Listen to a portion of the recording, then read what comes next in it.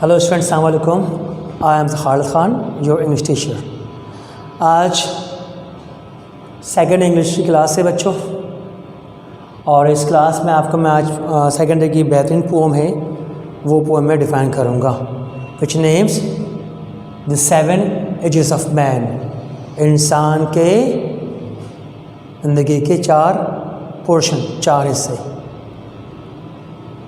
ये जो पोम है बच्चों, A speech from As You Like It, ये स्पीच है As You Like It, और As You Like It a type of comedy speech, ठीक है। इस स्पीच को लिखा किसने है? Written by a great poet William Shakespeare, who was born in 1564 and died in 1616. This speech is one of the best known passage from Shakespeare. ये Shakespeare की life की बेहतरीन पैराग्राफ में शुमार किया जाता है बच्चों। From Shakespeare, he was not only a dramatist but also an actor. जिसने जो भी लाइफ में जो इसने पोएट्री पोम कंपोज की, उसको ना कि उसने एक्ट किया बल्कि उसने उसको परफॉर्म भी किया। यानी कि he has got 2 qualities, a great dramatist, people say, still people say, at that time people used to say a great dramatist and actor, यानी कि स्टेज का बहुत बड़ा ये परफॉर्मर भी था। जब भी तो बहुत मशहूर है। अगर ये शेक्सपियर उस दौर में नहीं होता तो आज जो हम जो बुक पर लिटरेचर पढ़ते हैं सही अंदाज में, with the help of William Shakespeare, ठीक है। अच्छा, ये जो पोम है बच्चों 7 एजेस ऑफ मैन, ये स्पीच को लिया गया है, स्पीच टेकन फ्रॉम एक्ट 2, ये उसकी बुक के एक्ट 2 से उसको उठाया गया। और सीन 7, ये लाइंस आपके MCQs में आते हैं, which act which scene has been taken from. You better know act 2 और सीन 7 से ये स्पीच को उठाया गया है, लिया गया है, of As You Like It. ये जो पोम है बच्चों, इसे एक शख्स ने गाया है, इसको song sung by, it is sung by Lord Jaques. अच्छा, हमने फर्स्ट में पढ़ी ये पोम कौन सी? अंडर ग्रीनवुड ट्री, उसमें भी आपने पढ़ा होगा, वहाँ लॉर्ड एमंड्स था, वही बंदा यहाँ पर लॉर्ड जैक्स है। One of the noble man living, बहुत शहीद इंसान अपने ग्रुप बनाकर रह रहा है वो, of exile life in the forest of Arden, यानी कि फॉरेस्ट ऑफ आर्डेन, वहाँ वो शख्स जो है वो नोबल लोगों के साथ ग्रुप बनाकर वो रह रहा है। कौन? Lord Jaques. और इस गाने को उसने ही गाया, गाकर ये लोगों को सुना रहा है, ठीक है। बाकी इसके लाइफ आगे अगला क्या क्वेश्चन होता है, let's see.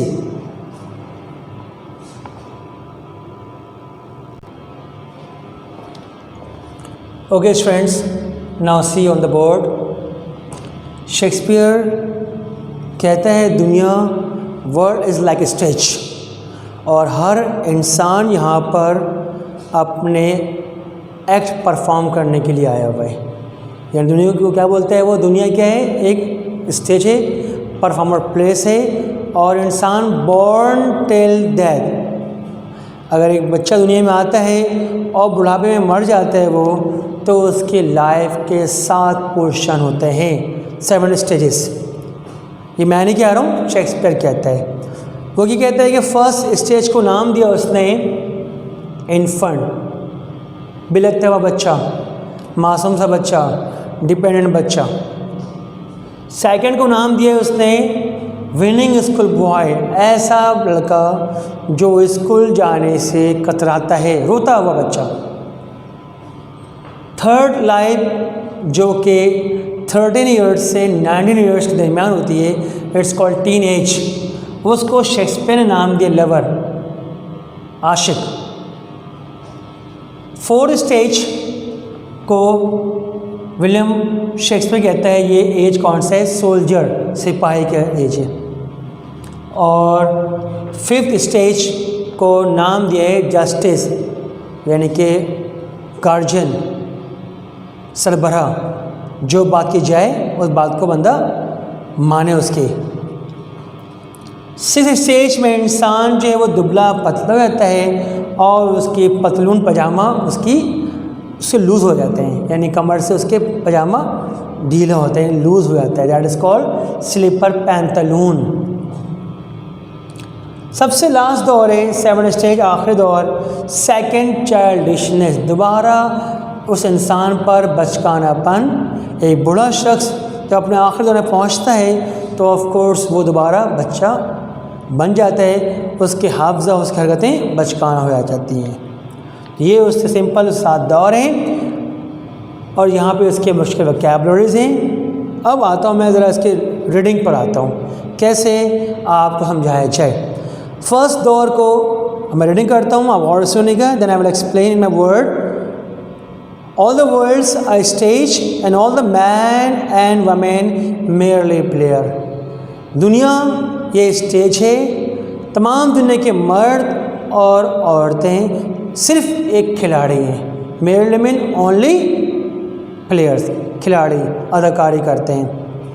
They have their exits and their entrance। जिस तरह से एक प्लेयर मैदान में जब आता है तो वो एंट्रांस करता है, जब वो अपनी एक्टिंग करता है, अपनी प्ले करने के बाद जब वो आउट हो जाता है या प्ले उससे ख़त्म हो जाता है तो इसने क्या होना होता है, एग्जिट। तो हर काम में बच्चों आपके लाइफ में एंट्रांस और एग्जिट है। अब इस समय क्लास में मैं एंटर हुआ, क्लास मैंने ली आपकी, तो मैंने एंट्रांस की। अभी सामने आपको दिख रहा हूँ, मैं एंट्री मैंने डाली और क्लास में ले रहा हूँ। क्लास टाइम जैसे ही ख़त्म होता है तो of course I have to exit from here. तो हर इंसान दुनिया में आना वो क्या है, एंट्रांस है, और मौत मर जाने के बाद वो लाइफ से क्या हमारी है, एग्जिट है। हर काम में लाइफ में एंट्रांस और एग्जिट लाजमी है, ठीक है, okay. One man in this time place many parts. और इंसान अपने ज़िंदगी में कई पार्ट्स अंजाम देता है। His act being 7 ages. और इस तरह वो लाइफ के 7 दौर से वो गुज़रता है।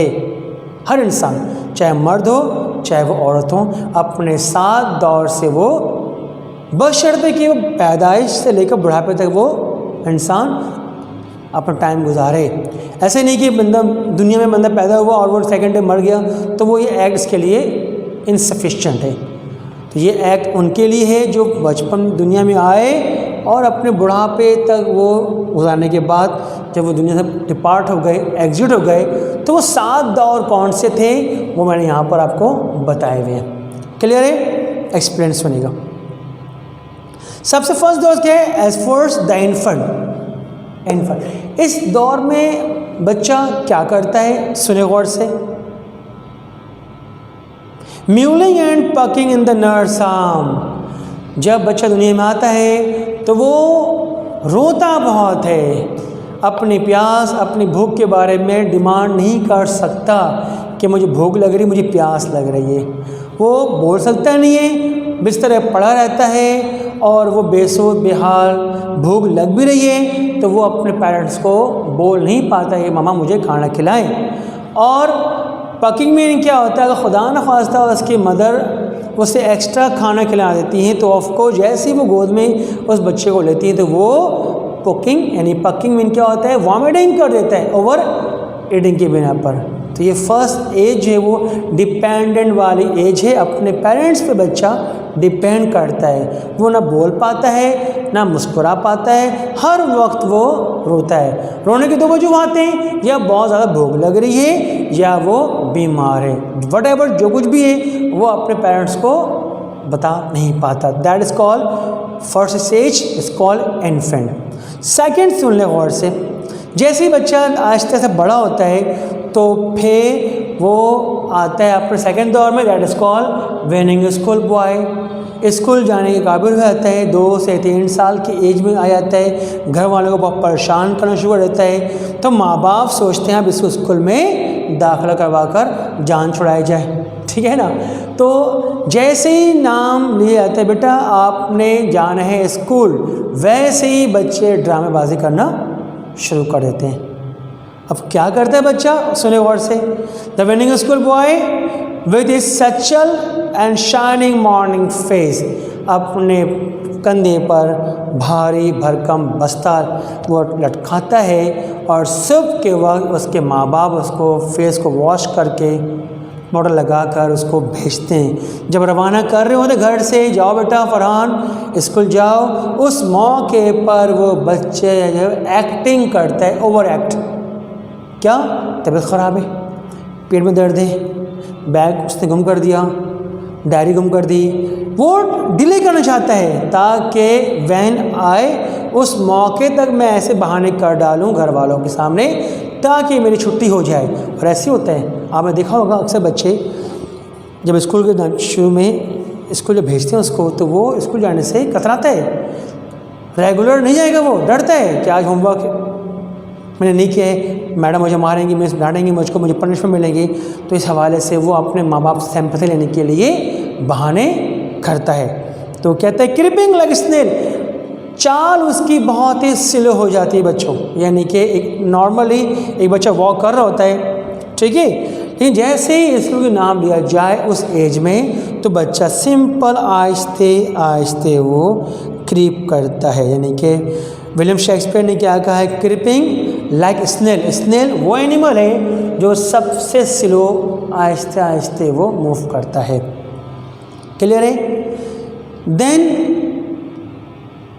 अनविलिंगली टू स्कूल, और स्कूल जाने की कभी ख्वाहिशमंद नहीं होता, हमेशा स्कूल से वो जाने से वो कतराता है। अनविलिंगली टू स्कूल, जैसे ही सेकेंड दौर ख़त्म करता है बच्चा, वो अपने थर्ड दौर में आ जाता है। जैसे थर्ड दौर में आता है तो वो उसकी एज को शेक्सपियर ने क्या कहा कि वो ही बिकम्स लवर, चक्करों में पड़ जाता है, वो घूमता फिरते रहता है, यहाँ वहाँ वो नज़रें घुमाता रहता है, जो खूबसूरत उसको चीज़ दिखती है हसीना उसको उसके पीछे भागता रहता है। लवर का काम क्या हो, ये तो होता है चक्करें काटना, गली मोहल्ले की तरह घूमना फिरना वगैरह, तो लवर है। सैगिंग लाइक फरनास, ज़ोर ज़ोर से आहें भरता है, जोशीले आहें भरता है, अपनी महबूबा की तारीफ के पुल बांध देता है वो उसकी खूबसूरती में।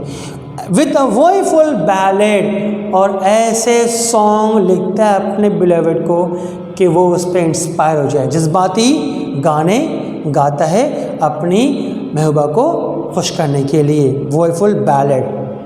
Made with mistress eye brow, और अपनी महबूबा के आँखों पर पलकों पर मर मिटता है, वो उसके तारीफ़ें करता है, वो उसकी खूबसूरती की कसीदे पढ़ता है कि कितनी खूबसूरत हो तुम, यानी कि वो उसके पीछे पड़ जाता है। हर वक्त अपनी पढ़ाई को छोड़ छाड़ कर वो उसके पीछे घूमता रहता है, उस चक्कर काटता है, मोहल्ले में, गली में, फ्लैट में, आसपास वो उसकी दीदार करने के लिए बैठा रहता है। तो ये एज थर्ड जो है वो सबसे ख़तरनाक एज है इंसान को डाइवर्ट करने के लिए, भटकने के लिए। एज थर्ड है, इंसान इस दौर में अपने आप को कंट्रोल कर ले, इस चीज़ों में ना पड़े, तो वो ऑफकोर्स लाइफ काफ़ी उसकी सूटेबल है एंड सेफ एंड साउंड है।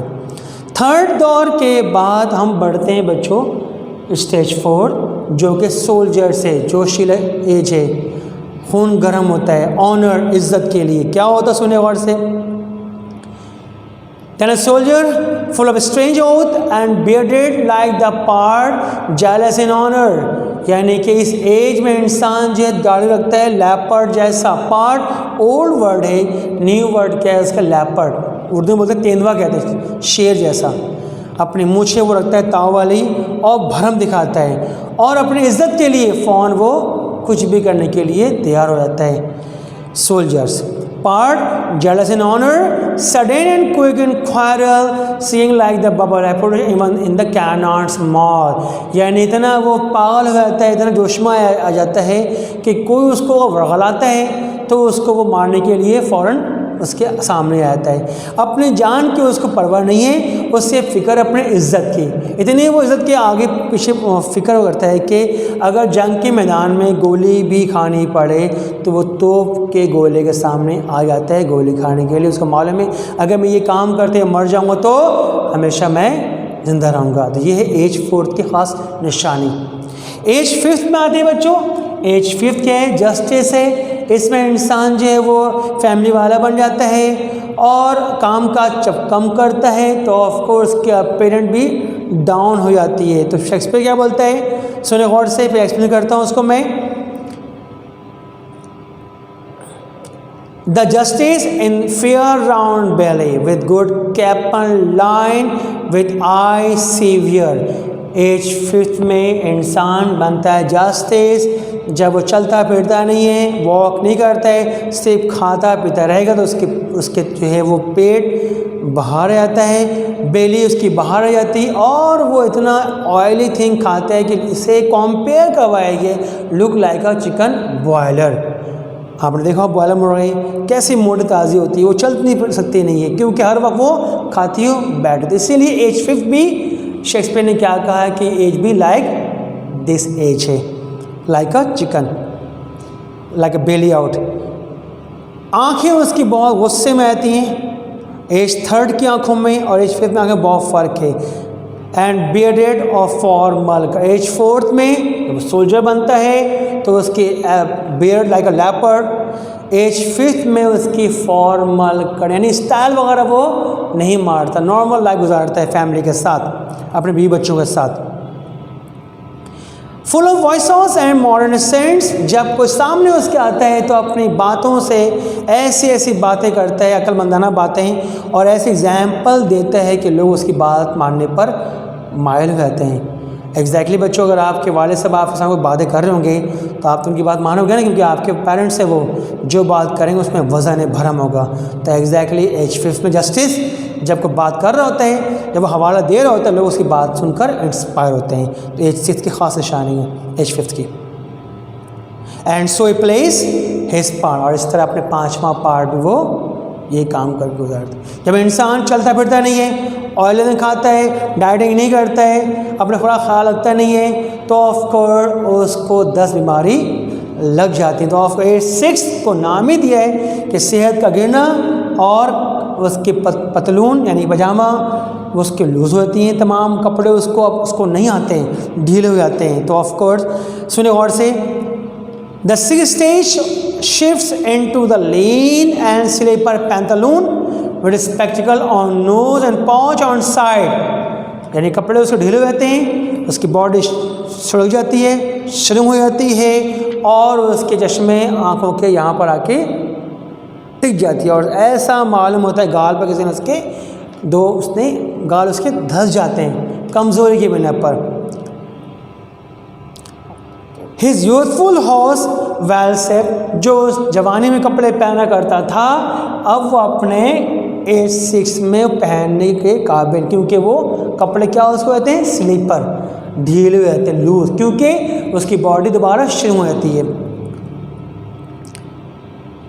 फॉर हिज श्रैंक सैंग, और उसके मोटे तगड़े जो पाँव हैं, टांगे हैं, वो आहिस्ते आहिस्ते दोबारा कमज़ोरी से वो सुलग जाते हैं, यानी कि कम हो जाता है, दुबले हो जाता है, पतला हो जाता है वो। And is big manly voice turning against toward childish terrible pipe, और उसकी मर्दाना वाली आवाज़ दोबारा बचकाना हाई पिच आवाज़ में, जब वो बात करता है उसकी आवाज़ सीढ़ियाँ बजती हैं, आवाज़ में लर्जिश है, आवाज़ में वो तनावर, वो सख्ती नहीं जो कि उसने एज 5 में दिखाए थे। एज 4 में ऑफकोर्स उसकी आवाज़ भी कमज़ोर हो जाती, चीखता नहीं है, जब बातें कर रहा होता है उसकी आवाज़ में वो पावर नहीं दिखती है बच्चों। एंड विजन एंड साउंड, जब बात कर रहा होता है तो उसकी बात में सीढ़ी जैसी आवाज़, फंसी फंसी आवाज़, नॉट क्लियर साउंड आ रही होती है। ठीक है बच्चों, उसके बाद जैसे इस लाइफ से जब गुजर जाता है तो ऑफकोर्स की आखिर दर्दनाक लाइफ जो है वो, उसे नाम दिया है सेकेंड चाइल्डिशनेस। क्या कहता है सुनिए और से, that ends this strange eventful history in second childishness, और आखिरकार ये तमाम 1st, 2nd, 3rd, 4th, 5th, 6th के बाद अपने आखिरी ख़तरनाक दौर के अपने एक्ट में आ जाता है, that is called second childishness. And mayor oblivion, जब उस अपने आखिरी दौर में आ जाता है, बेबस पड़ रहता है और बचकाने वाली हरकतें करता है, दोबारा अपने बच्चों के डिपेंडेंट में हो जाता है, बीमार पड़ रहता है, परहेज़ कर रहा होता है, खाने में वो अब लज़्ज़त नहीं है, तो ऑफ कोर्स उसकी लाइफ बिल्कुल ही बिस्तर मर्ग पे पहुंच जाता है, अपने आप को बस वो अपने एंड की तरफ बढ़ रहा होता है। ऑब्लिवियन में क्या होता है? भुलक्कड़, उसके हावज़ा वो काम नहीं कर रहा होता है। सैंड्स तेज दांत तो होते हैं, उसमें दांत में क्या है? वो ताकत नहीं। विदाउट सैंड, सैंड जो है वो फ्रेंच वर्ड का है, इसके मीनिंग है विदाउट। सैंड साइज आँखें होती हैं बट उसमें आँखों में विजन ख़त्म। सैंड स्ट्रेस और जायका मुँह से उसके टोटली ख़त्म। एंड एज 3rd 4th में जो वो मुरागन ग़ज़ाएँ खाया करता था, एज 5th में वो तमाम चीज़ों से वो कासिर हो जाता है। सैंड्स एवरीथिंग, और कुछ भी उसके पास नहीं बचता है सवाए अपने लाइफ को ड्राई करने के लिए। इस तरह से उसकी सेकंड लाइफ अपने आखिरी लम्हाते पहुँचते हैं। तो ये था बच्चों हमारे आज की class, the first poem of second year, the seventh of man, delivered by sir Khalid Khan and written by William Shakespeare, sung by lord Edmunds. ठीक है, थैंक यू वेरी मच। इसके MCQs और इसके जो मोर शॉर्ट क्वेश्चन है वो कमिंग क्लास में आपको मैं बताऊंगा। Thank you very much. खुदा हाफिज़।